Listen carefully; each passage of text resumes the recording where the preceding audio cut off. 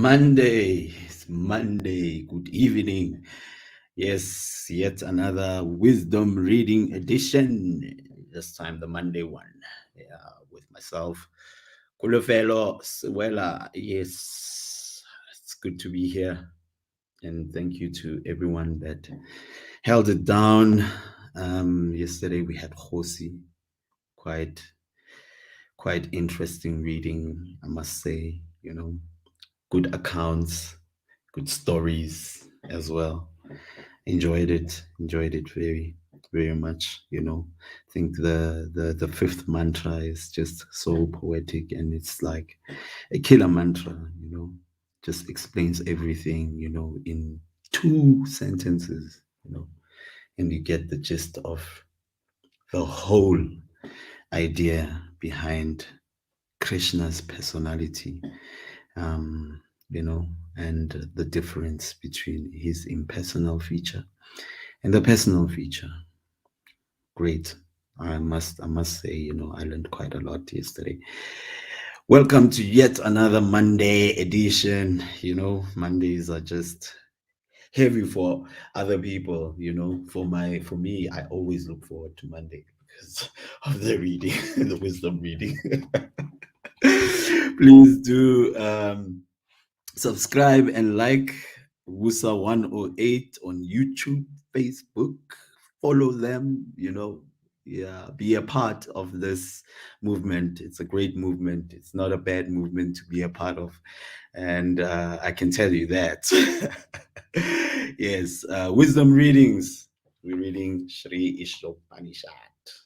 Great book indeed, And today we're going to be reading mantra number 6. Josi gave us a very good account of mantra number 5 yesterday. And yeah, great. I must say, I'm not gonna stop, talking about mantra number 5. Get yourself the book and go through all the mantras and all the purports and hear what His Divine Grace, Srila Prabhupada, has to say also about, the mantras, breaking them down and, giving you also examples about, the meaning behind the poetic mantras. They're so poetic, they're capturing. I think poetry just starts from there. Before we can actually get into today's reading, the invocation is always the way to go, so that we can clear the ether, and every bad condition that we might be going through right now. It's always good to go through the invocation before you read. And the invocation goes as follows. Om Purnam Ada Purnamidam Purnat Purnam Udashate Purnasya Purnam Adaya Purnam Eva Bashishyate. Om Purnam Ada Purnam Idam Purnat Purnam Udashate Purnasya Purnam Adaya Purnam Eva Vashishyate. Om Purnam Ada Purnam Idam Purnat Purnam Udashyate Purnasya Purnam Adaya Purnam Eva Vashishyate. Hare Krishna, Krishna Krishna, Hare Hare, Hare Rama, Rama Rama, Hare Hare. And off we go with today's mantra number 6. And it reads as follows. This is a Sanskrit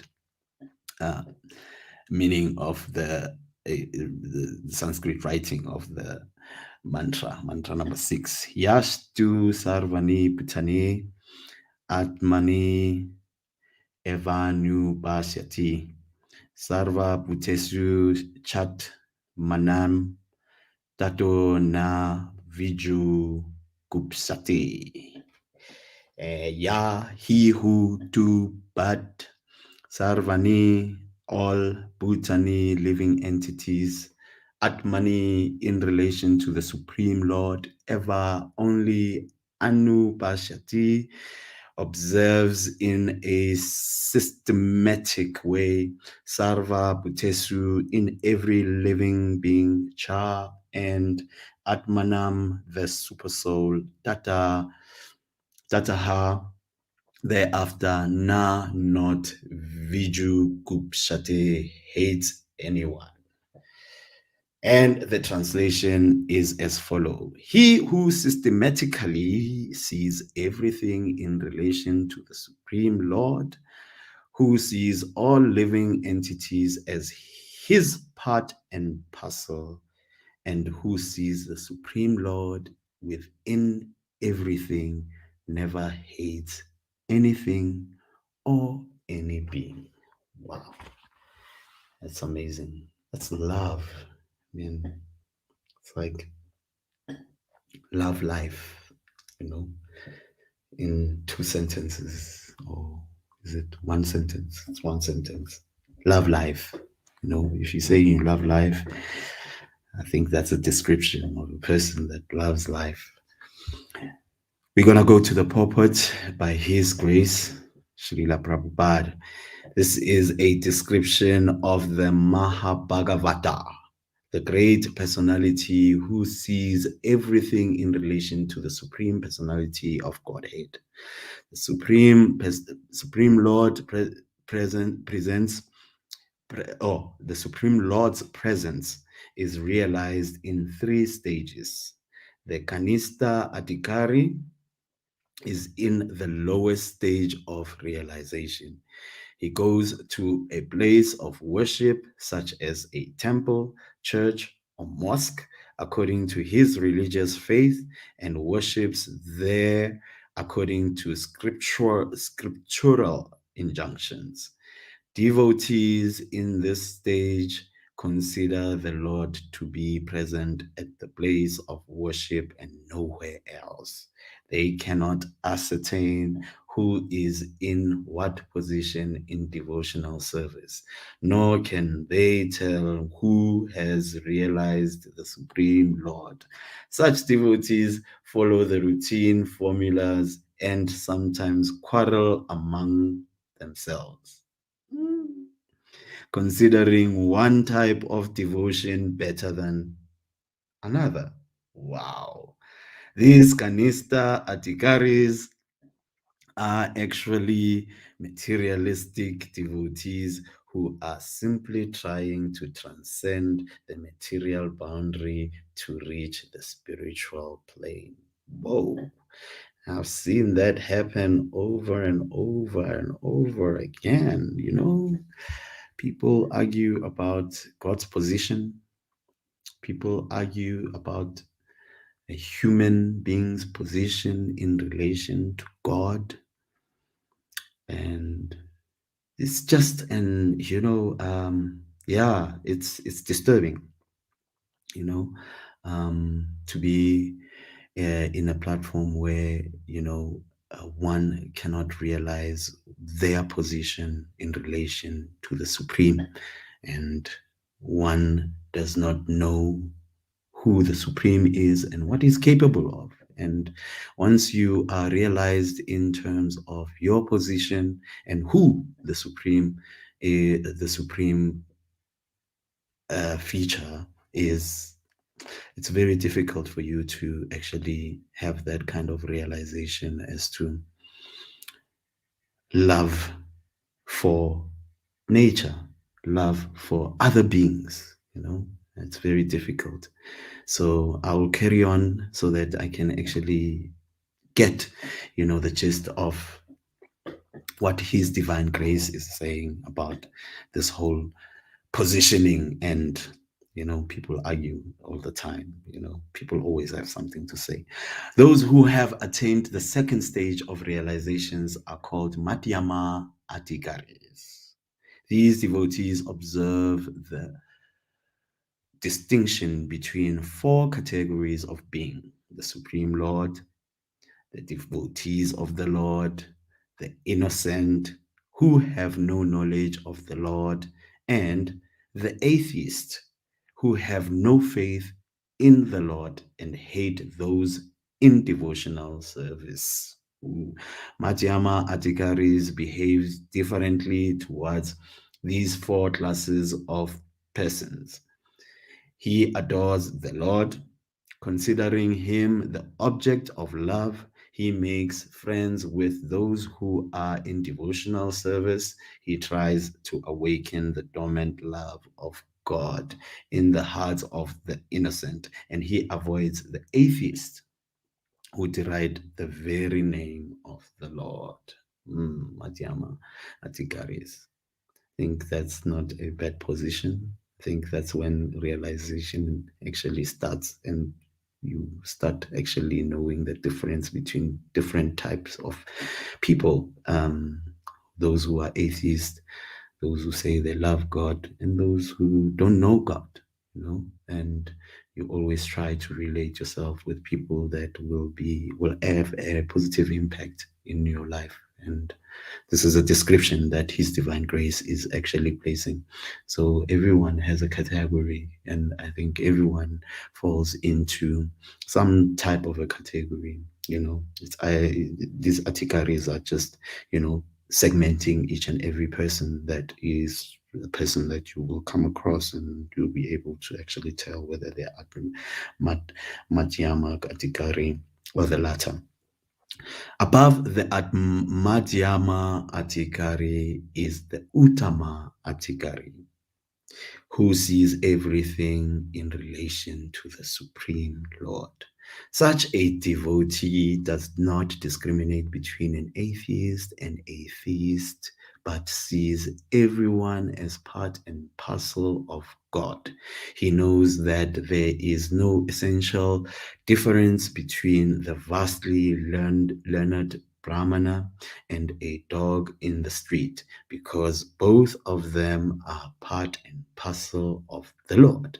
Although they are encaged in different bodies on account of the different qualities and their activities in their previous lives, he sees that the Brahmana particle of the Supreme Lord has not misused his little independence given him by the Lord, and that the dog particle has misused his independence and is therefore being punished by the laws of nature by being encaged in the form of a dog, not considering the respective action of the Brahmana and the dog. The Uttama Adhikari tries to do good to both. Such a learned devotee is not misled by material bodies, but is attracted by the spiritual spark within them. Wow, sees life, and sees the soul, and knows the position of the soul when it comes to 8.4 million species. All of them have the soul, and respect to the soul, and seeing the soul before what lies out, or around the soul, or what's carrying the soul is great knowledge, and yeah, wisdom. That is just amazing. Yeah, respect, life. Wow. I think, yeah, there's quite a lot to learn from that. Uttama Adhikari. I think that's what we must all aspire to be, the level that we must aspire to be. Once we've reached that level, I think it's very, very easy to realize the supreme. Those who imitate an Uttama Adhikari by flaunting a sense of oneness and fellowship, but who behave on the bodily platform are actually false philanthropists. Whoa, whoa, whoa, Prabhupada. Gitai. The conception of universal brotherhood must be learned from an Uttama Adhikari. and not from a foolish person who does not properly understand the individual soul or the Supreme Lord's super soul expansion who dwells everywhere. Hmm. That's very, very big. Yeah. False philanthropist. that's, it's a very clear description. It is clearly mentioned in this sixth mantra that one should observe or systematically see. This means that one must follow the previous asharas and the perfect teachers. Anu Pashyati is the exact Sanskrit word used in this connection. Anu means follow, and Pashyati means to observe. Thus, the word Anu Pashyati means that one should not see things as he does with the naked eye, but should follow the previous asharas, teachers. Due to material defects, the naked eye cannot see anything properly. One cannot see properly unless one has heard from a superior source. And the highest source is the Vedic wisdom, which is spoken by the Lord Himself. I heard that Vedas are the mother, and if Vedas are the mother, then Krishna is the father, and they go hand in hand. you know. Vedic truths are coming in disciplic succession from the Lord to Brahma, from Brahma to Narada, from Narada to Vyasa, and from Vyasa to his many disciples. Disciplic concession. Yeah, there has to be order and there has to be like a line. I think all of us are very, very, aware of how we have come to where we are, because we've got relatives, we've got a lineage, and because of a lineage, we can trace back where we come from and who our great grandfathers are, and who we are related to. But that's all bodily, relations, material. You know, this is more about our spiritual uh, relation and our spiritual lineage. And the spiritual lineage is all Vedic, and it originates from the Vedas, from the spoken word, which have become the Vedas, and what we are actually reading today is the origin and our culture, our tradition, our lineage as humans who have an original position as the soul, not this body. Wow. Sheesh. Yeah, so where are we? Vyasa to his many disciples. Formerly, there was no need to record the messages of the Vedas because people in earlier ages were more intelligent and had sharper memories. Wow, that's true. And we've reached an age where people are very forgetful. Yeah, and this age is called Kali. Read up about Kali, and then you'll get to find out why we lose our memories so much. They could follow the instructions simply by hearing once from the mouth of a bona fide spiritual master. At present, there are many commentaries on the revealed scriptures, but most of them are not in the line of disciplic succession coming from Srila Vyasadeva, who originally compiled the Vedic wisdom, the final, most perfect, and sublime work by Srila Vyasadeva is the Srimad Bhagavatam, which is the natural commentary on the Vedanta Sutra.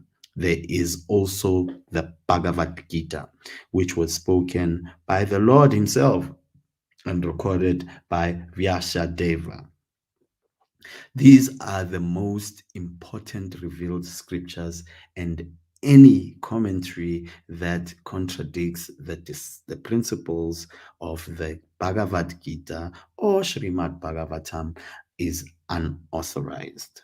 There is complete agreement among the Upanishads, Vedanta Sutra, Vedas, Bhagavad Gita, and Srimad Bhagavatam, and no one should try to reach any conclusion about the Vedas without receiving instruction from members of Vyasadeva's disciplic succession who believe in the personality of Godhead and his diverse energies as they are explained in Sri Isopanisad. So, I think on Saturday, if uh, Prabhu Savyasachi, His Grace, is listening, I think the disciplic succession is something that we probably need to discuss so that we can actually see and visualize the line uh, all the way down to Srila Prabhupada, because I meant to understand that Srila Prabhupada falls within that disciplic succession, meaning that the information went from one person to the next person to the next person until to Srila Prabhupada, who gave it to the world. Like we are having the original version of the Vedas. And that is like the most important thing, that they come from the the man himself, and just now we just got told that the Bhagavad Gita is actually recited by God. And there's nothing that is better than that, that the man himself actually, speaks the Bhagavad Gita. And there is no no way that you can actually argue with whatever that is being said in the Bhagavad Gita regarding life, regarding yourself, regarding everything that's in the Bhagavad Gita. Get yourself a copy. It is very, very paramount, something that I think everyone needs to read. It's very good nectar for the soul. It speaks to the soul. According to the Bhagavad Gita 1854, only one who is already on the liberated platform, Brahma Buddha, can become an Uttama Adhikari, devotee, and see every living being as his own brother. This vision cannot be had by politicians who are always after some material gain. One who imitates the symptoms of an Uttama Adhikari may serve another outward body for the purpose of fame or material reward, but he does not serve the spirit soul. Such an imitator can have no information of the spiritual world. The Uttama Adhikari sees the spirit soul within the material body and serves him as spirit. Thus, the material aspect is automatically served. Wow. So, seeing beyond the body is one of the symptoms of an Uttama Adhikari. I mean, when you speak to a person, speak to the soul, speak in relation to the soul. And I think that's one of the symptoms of gurus within is gone. They don't speak to the body, they don't speak to a person. They usually like speak in relation to the soul. And it's always paramount that the first thing, if you don't know anything about ISKCON, if you don't know anything about Bhakti Yoga, the first lesson that comes to you is you are not this body. That's number one. And that brings back your realization, with with where you are actually situated. And by the time you actually realize that, and then I think that's when the soul also, because I think if you don't realize the soul is there, you know, somehow it becomes dormant. And immediately when somebody tells you, you are not this body, you are the soul, then the soul wakes up like, oh, realize I'm here. And then, I think communication starts happening on that level.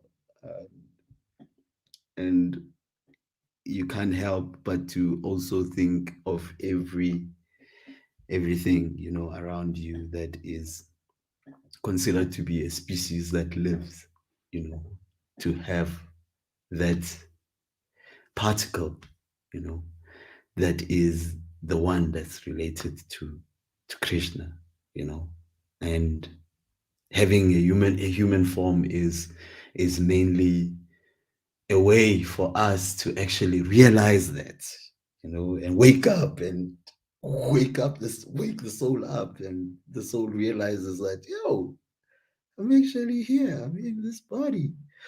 I'm not this body. I have a chance to redeem myself and go back to my original father. And, you know, and the disciplic concession is succession is the way that you are related, how you are related to everyone. I think we have a question. Is it a question? Please share how people receive this knowledge in your social and work circles. What? Well, I'm in entertainment, so I think the one of a group of people that actually look at the soul as a different particle to the body. Rastas, yes, Jaman. Rastas have a belief that the soul is different from the body, which is why there is that concept of I and I. So the I is the me, who is like the material me, and the other I is for the soul, the soul that lives within, you know and that is kind of like one of the ideas, because I was a good a very staunch follower of Rastafari and the music and the way of life, and this is where also the concept of respecting life is quite vastly shared, between brethren and sistren. That life is the one aspect that we have to always respect, and that you cannot just go around killing just to satisfy yourself. And you know killing is just not something that is in line with Rastafari. So I guess the more I speak to other people as well, and people who are Rastafaris about Bhakti Yoga, they actually think they respond more, and there's more knowledgeable people about Hare Krishnas. It's just that I think books are the basis. The more we distribute books, to communities who are in the Rastafari community, that's when the light bulb actually turns on, and it was the same with me, because I think, the whole concept of the soul and how it actually worked. And, Prabhupada just, His Divine Grace, Prabhupada just zooms into it and actually tells you like the specifics, of, your position in relation to the Supreme, and how that connects, has always been something that we are not really sure of, and we speculate about it, quite a lot, and I think, being in Bhakti Yoga and reading the books, has actually helped me, know the real position of myself as a person. That, that's where I'm actually situated. Thank you for sharing. I didn't know what I meant. Wow, there you got it, bro. Yes, I, yeah. So I and I is actually soul related, and it's the soul relationship, that one has with his inner being, you know. Very, very important, I think, you know. Pulen Teledi, Hare Krishna Prabhu, all glories to Srila Prabhupada Ki Jai. Thank you. Thank you for watching, everyone. I think we've come to the end. I think the what has ended. No?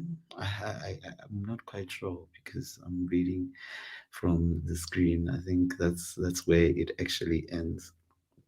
Yeah, I think yeah, that's where it ends. Yeah, I think we will wrap up today's reading, wisdom reading. It was quite fun, and I think I don't think I had learned a lot, about relation and respecting life. You see everyone, every living entity as your brother. Wow, that's deep. Prabhupada. That's so deep, It's something that I think I'll take home, and I will definitely, try and practice in relation with chanting, Uh, you have to watch Piety, the class on Saturday with Bhakti Chaitanya. It was his guru, his his worship, his grace, the guru Chaitanya. He gave like a very good account about piety, which is very, very, everything dovetails to Krishna and Krishna consciousness. And when you do it on a continuous way, So I guess, when you're respecting life, it must be in relation to Krishna consciousness and bhakti, love, must chant all the time. Hare Krishna, Krishna Krishna, Hare Hare, Hare Rama, Ram Ram, Hare Hare, and be happy, you know. Till next time. Monday is a great day because of wisdom readings. Don't forget, Nomusa Ngwanyane, our Ntombi Zulu, is going to be here tomorrow. She will be breaking it down. She might give that class in Zulu. So brush up on your Zulu and, so that you can follow. Yes, and on Wednesday, Itumeleng also comes through, I think she just, breaks it down also on another level, Josi comes back on Friday, and then Savisachi with Ask a Monk. We're going to be asking him about Hare Krishna, Hare Krishna, Paramahamsa. We will be asking him about the disciplic succession. I am definitely going to put that question there, and he's going to start with the top and go all the way down, and up until the current day, because I think, knowing the current day and what is happening, so that you must know, like, the right person to go to, who falls within that disciplic succession, you know because the disciplic succession is carrying on even today. And that's the value of ISKCON. It's a culture, it's a tradition, it's a lineage that is still going on even today, from God Himself. Wow, this is amazing. This is amazing. I never thought I'd say something like this. From God Himself, and I've never heard it before until I'm saying it today. Until I went into ISKCON. It's quite great, I think this is it. Let me close today's session. It was great. Nice being with you. Catch tomorrow. No Musa Guanyana is gonna be here breaking it down. And yeah, don't forget to subscribe, like Wusa 108. It's definitely the movement for you. Definitely the movement for me. Hare Krishna, Hare Krishna, Krishna Krishna, Hare Hare. Thank you and goodbye. My name is Peggy Matambo from Swaziland. Really, I've been reading the book from Prabhu, The Life Comes to Life, and the Science of Self-Realization. The Science of Self-Realization is one of the most important books that I wish everyone in the world can learn it, really can go through that book. That book opens my mind, goes really who I am. If I say this is my hand, what do I mean? This is my head, what do I mean? And those questions also, it is being answered through the self-realization. I was able to realize myself, which really, if I say me and myself, me as the body and the self as the original self, as the incarnation of God, real, as the incarnation of Krishna. For me, Hare Krishna is one of the most important knowledge that is more powerful than any education you can get from a university or any highest school that we can mention, really. And I give thanks to all the Hare Krishna people who have been taking Hare Krishna all over the world. I say Haribu, Hare Krishna, Rama Rama, Hare Hare, Rama Hare.